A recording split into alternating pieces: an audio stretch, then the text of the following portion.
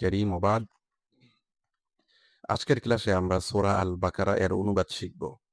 সূরা আল বাকারা এর প্রথম দিকের যে আয়াতগুলো আছে, সেই আয়াতগুলো অর্থাৎ আলিফ লাম মিম এখান থেকে নিয়ে উলাইকা হুমুল মুফলিহুন ৫টি আয়াত।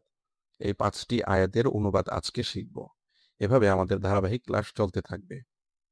তো প্রথমেই আমরা শব্দার্থগুলো পড়ে নিচ্ছি। আলিফ লাম মিম, আল্লাহ তাআলা এর অর্থ ভালো জানেন। তো আলিফ লাম মিম এর অর্থ আমরা কেউ জানি না। কারণ হলো আল্লাহ রাসূল এর অর্থ বলেননি এবং আরবদের মাঝেও এরকম প্রচলন নেই যে একটি দুটি হরফ একসাথে যুক্ত করে আর কোনো অর্থ হয়, এরকম নেই। তো এগুলোকে বলা হয় হুরুফুল মুকাত্তাআ। তো এগুলোর অর্থ আমরা কেউ জানি না, আল্লাহ তাআলাই এর অর্থ ভালো জানেন। হুদান, পথ প্রদর্শক। ইউমিনুনা, তারা বিশ্বাস করে, আল গায়বি, অদৃশ্য গায়েবের বিষয়। ইউকিমুনা, তারা আদায় করে, আস-সালাতা, সালাহ। রাযাকনা, আমরা রিজিক হিসাবে দিয়েছি। ইউনফিকুন, তারা খরচ করে। উনজিলা, নাজিল করা হয়েছে। ক্বাবলি, পূর্বে। ইউকিনুনা, তারা নিশ্চিত বিশ্বাস করে। আল মুফলিহুনা, সফলকাম। এখানে এই শব্দগুলো আমাদেরকে ভালোভাবে মুখস্থ করতে হবে। তারপর আমরা এখানে যেই আরবি আছে সূরা বাকারার প্রথম থেকে আয়াতগুলো, সেগুলোর অনুবাদ করব ইনশাআল্লাহ। তো শব্দগুলো মুখস্থ করার পর আমরা অনুবাদের দিকে যাচ্ছি। আলিফ লাম মিম, আল্লাহ তাআলা এর অর্থ ভালো জানেন। যালিকাল কিতাবু লা রাইবা ফীহি, যালিকা মানে ওই, আল কিতাবু বইটি, ওই বইটি, লা রাইবা ফীহি তাতে কোনো সন্দেহ নেই। ওই বইটি, তাতে কোনো সন্দেহ নেই। এটি হলো শাব্দিক অর্থ। যালিকা মানে উহা। আর এটি যদি আলিফ লাম যুক্ত শব্দের শুরুতে আসে তাহলে তার অর্থ হয় ওই। তাহলে যালিকাল কিতাবু, ওই বইটি, লা রাইবা কোনো সন্দেহ নেই, ফীহি তাতে। তাহলে ওই বইটি, তাতে কোনো সন্দেহ নেই। এটি হলো শাব্দিক অর্থ। কিন্তু আমরা অর্থ করার ক্ষেত্রে বলবো এই বইটি, তাতে কোনো সন্দেহ নেই, মানে এই বইয়ে কোনো সন্দেহ নেই। তো এখন একটা প্রশ্ন হতে পারে যে যালিকা ইসমুল ইশারা ব্যবহার করা হয়েছে দূরবর্তী, কিন্তু অর্থ করা হচ্ছে নিকটবর্তী, এটি কেন? এর কারণ হলো আরবিতে অনেক সময় দূরবর্তী ইসমুল ইশারা ব্যবহার করা হয় নিকটবর্তী বোঝানোর ক্ষেত্রেও। তবে কেন ব্যবহার করা হয়? বিভিন্ন কারণে। এর মধ্যে অন্যতম একটি কারণ হলো সম্মান বোঝাতে, এর মর্যাদা বোঝাতে, এর স্থানগত উচ্চতা বোঝাতে এই দূরের ইসমুল ইশারা ব্যবহার করা হয়। তাহলে যালিকাল কিতাব, এখানে কিতাব এটা সম্মানিত মর্যাদাপূর্ণ একটি বই, এটিকে বোঝানোর জন্য দূরের ইসমুল ইশারা ব্যবহার করা হয়েছে। তাহলে এখানে দূরের ইসমুল ইশারা ব্যবহার করা হলেও আমরা যখন বাংলা অনুবাদ করব তখন এর অর্থ করব এই বইটি, যালিকাল কিতাবু, এই বইটি। তাহলে এখানে এই বইটি হওয়ার পরেও দূরবর্তী ইসমুল ইশারা ব্যবহার করা হয়েছে, এর কারণটি আমরা জানতে পারলাম যে এই বইটির মর্যাদা প্রকাশ করার জন্য, এই বইটির স্থানগত অবস্থান বোঝানোর জন্য এটাকে দূরবর্তী ইসমুল ইশারা ব্যবহার করা হয়েছে এর মর্যাদা বোঝাতে। কিন্তু আমরা যখন বাংলা অনুবাদ করব তখন বলবো যালিকাল কিতাবু, এই বইটি, লা রাইবা কোনো সন্দেহ নেই, ফীহি তাতে, এই বইটি, তাতে কোনো সন্দেহ নেই। পুরা অর্থ আমরা বলতে পারি এই বইয়ে কোনো সন্দেহ নেই। হুদান, তা হলো পথ প্রদর্শক। এখানে একটি হুয়া ধরতে হবে। তা হলো, তা বলতে বোঝানো হয়েছে এই বইটি। তা হলো হুদান, পথ প্রদর্শক, লিল মুত্তাকিন, মুত্তাকিদের জন্য। খোদা ভীরু, আল্লাহ ভীরু যারা আছে তাদের জন্য পথ প্রদর্শক। তাহলে হুদান লিল মুত্তাকিন, আর তা মুত্তাকিদের জন্য পথ প্রদর্শক। আল্লাযীনা, যারা, ইউমিনুনা, বিশ্বাস স্থাপন করে, বিল গায়বি, অদৃশ্যের প্রতি, গায়েবের বিষয়ে। তাহলে যারা বিশ্বাস স্থাপন করে গায়েবের বিষয়ে। ওয়া ইউকিমুনা, এবং ইউকিমুনা আদায় করে, আস-সালাতা, সালাহ, এবং যারা সালাহ আদায় করে। ওয়া মিম্মা, মিন মা, এখানে ছিল মিন এবং মা দুটি যুক্ত হয়ে মিম্মা হয়েছে।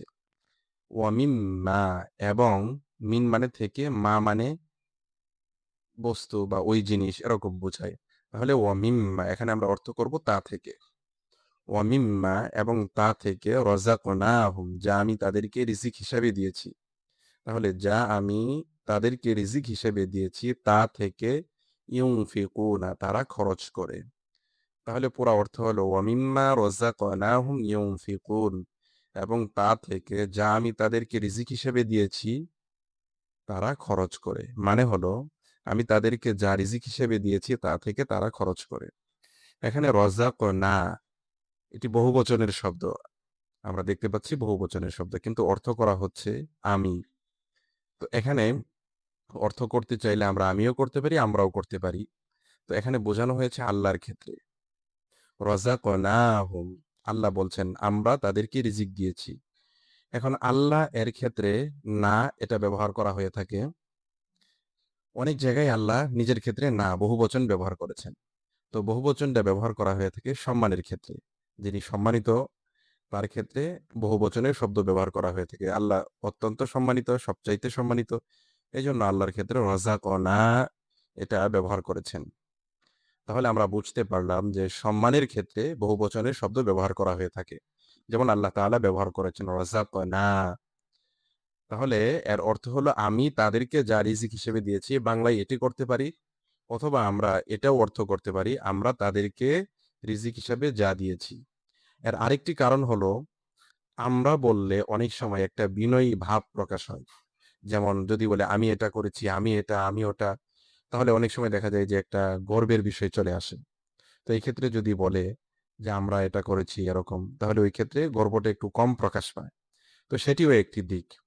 তো যাই হোক আল্লাহ তাআলা মহান সম্মানিত, উনার ক্ষেত্রে তিনি ব্যবহার করেছেন রাযাকনা বহুবচনের শব্দ। তারপর ওয়াল্লাযীনা এবং যারা ইউমিনুনা বিশ্বাস স্থাপন করে বিমা ওই জিনিসের প্রতি উনজিলা ইলাইকা যা আপনার উপর নাজিল করা হয়েছে। তাহলে আপনার উপর কি নাজিল করা হয়েছে? এখানে উদ্দেশ্য হলো কিতাব, বই। তাহলে এবং যারা বিশ্বাস স্থাপন করে ওই কিতাবের প্রতি উনজিলা ইলাইকা যা আপনার উপর নাজিল করা হয়েছে। ওয়ামা উনজিলা এবং যা নাজিল করা হয়েছে মিন ক্বাবলিকা আপনার পূর্বে, মানে আপনার পূর্ববর্তী নবীদের উপর। তাহলে এবং ওই কিতাবসমূহের প্রতি যেগুলো আপনার পূর্ববর্তী নবীদের উপর নাজিল করা হয়েছে। এটি অতিরিক্ত অর্থ। তাহলে আমরা যদি শাব্দিক অর্থ করি তাহলে ওয়ামা বলবো ওই সকল কিতাবের প্রতি উনজিলা যেগুলো নাজিল করা হয়েছে মিন ক্বাবলিকা আপনার পূর্বে। ওয়াবিল আখিরাতি এবং তারা আখিরাতের প্রতি হুম ইউকিনুন। ওয়াবিল আখিরাতি এবং আখিরাতের প্রতি হুম তারা ইউকিনুন নিশ্চিত বিশ্বাস করে, এবং আখিরাতের প্রতি তারা নিশ্চিত বিশ্বাস করে। উলাইকা তারা আলা উপরে হুদান মানে হেদায়েতের উপরে, তারা হেদায়েতের উপরে আছে মির রব্বিহিম তাদের প্রতিপালকের পক্ষ থেকে। তাহলে তারা হিদায়েতের উপরে আছে, হিদায়েতের আলা মানে উপরে। তারা উলাইকা মানে এখানে আমরা বলবো তারা, তারা হেদায়েতের উপরে আছে মির রব্বিহিম তাদের প্রতিপালকের পক্ষ থেকে।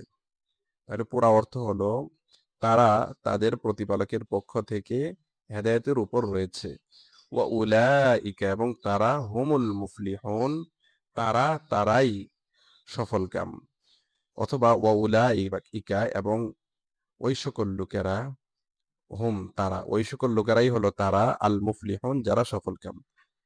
তো যেভাবে আমরা অর্থ করি না কেন একবারে তার অর্থ দাঁড়াবে ওয়া উলাইকা হুমুল মুফলিহুন, আর তারাই হলো সফলকাম। তাহলে এর অর্থটা আমরা জানলাম। এখন পুরাটা আরেকবার টানা অর্থ করছি, মনোযোগ দিয়ে শুনবেন। আলিফ লাম মিম এর অর্থ আল্লাহ তাআলাই ভালো জানেন। যালিকাল কিতাবু লা রাইবা ফীহি এই কিতাব তাতে কোনো সন্দেহ নেই। হুদাম হুদাল লিল মুত্তাকিন তা মুত্তাকিদের জন্য পথ প্রদর্শক। আল্লাযীনা যারা ইউমিনুনা বিল গায়বি অদৃশ্যের প্রতি ঈমান রাখে, ওয়া ইউকিমুনাস সালাতা এবং সালাত কায়েম করে, সালাত আদায় করে, ওয়া মিম্মা রাযাকনাহুম এবং ওয়ামিম্মা তা থেকে রাযাকনাহুম আমি তাদেরকে যা রিজিক হিসেবে দান করেছি, বা তা থেকে যা আমরা তাদেরকে রিজিক হিসেবে দান করেছি তা থেকে ইউনফিকুন তারা খরচ করে। যা আমরা তাদেরকে রিজিক হিসেবে দান করেছি তা থেকে তারা খরচ করে। ওয়াল্লাযীনা এবং যারা ইউমিনুনা বিশ্বাস স্থাপন করে বিমা উনজিলা ইলাইকা ওই কিতাবের প্রতি যা আপনার প্রতি নাজিল করা হয়েছে, ওয়ামা উনজিলা মিন ক্বাবলিকা এবং ওই সকল কিতাবের প্রতি যেগুলো আপনার পূর্বে নাজিল করা হয়েছে। ওয়াবিল আখিরাতি এবং তারা আখিরাতের প্রতি হুম ইউকিনুন তারা বিশ্বাস করে, নিশ্চিত বিশ্বাস করে। আর আখিরাতের প্রতি তারা নিশ্চিত বিশ্বাস করে। উলাইকা তারাই ওই সকল লোক আলা হুদাম মির রব্বিহিম যারা তাদের প্রতিপালকের পক্ষ থেকে হিদায়াতের উপর রয়েছে। ওয়া উলাইকা এবং তারাই হুমুল মুফলিহুন সফলকাম এবং তারাই সফলকাম। তাহলে উলাইকা হুম দুটা মিলে আমরা একটা অর্থ করছি, তারাই তাকিদ দিয়ে একটি অর্থ করছি। ওয়া উলাইকা হুমুল মুফলিহুন এবং তারাই সফলকাম। এখানে বাংলায় একটু রুলস দেয়া হয়েছে, সেটি একটু আমরা পড়ব। যালিকাল কিতাবু যদিও যালিকা শব্দটি ব্যবহার করা হয় দূরবর্তী কোনো কিছুর দিকে ইশারা করার জন্য, কিন্তু এখানে নিকটবর্তী অর্থ হবে। এভাবে ব্যবহার করা হয়েছে কোরআনের সম্মানের দিকে লক্ষ্য করে। আরবদের মাঝে এ জাতীয় প্রচুর ব্যবহার আছে। তাহলে আরবরা এ জাতীয় অনেক ব্যবহার করে থাকে। তো আজকের ক্লাসে আমরা যা শিখলাম এই শব্দার্থগুলো আমরা মুখস্থ করব এবং বারবার পড়ে এই আয়াতগুলোর অর্থ আমরা ক্লিয়ার করার চেষ্টা করব, আমরা সঠিকভাবে শেখার চেষ্টা করব। সামনের ক্লাসে পরবর্তী আয়াতের অংশগুলো আমরা শিখতে পারবো ইনশাআল্লাহ। ধারাবাহিকভাবে আমাদের এই ক্লাস চলতে থাকবে। এখনো যারা আমাদের চ্যানেলটি সাবস্ক্রাইব করেননি, অনুগ্রহপূর্বক আমাদের চ্যানেলটি সাবস্ক্রাইব করে নেবেন ইনশাআল্লাহ। এবং আমাদের বই যারা এখনো সংগ্রহ করেননি, লামান প্রকাশনীর অনলাইন শপ থেকে আপনারা চলো শিখি কোরআনের অর্থ বইটি সংগ্রহ করে নিতে পারেন। ডেসক্রিপশনে তার বিস্তারিত দেওয়া থাকবে।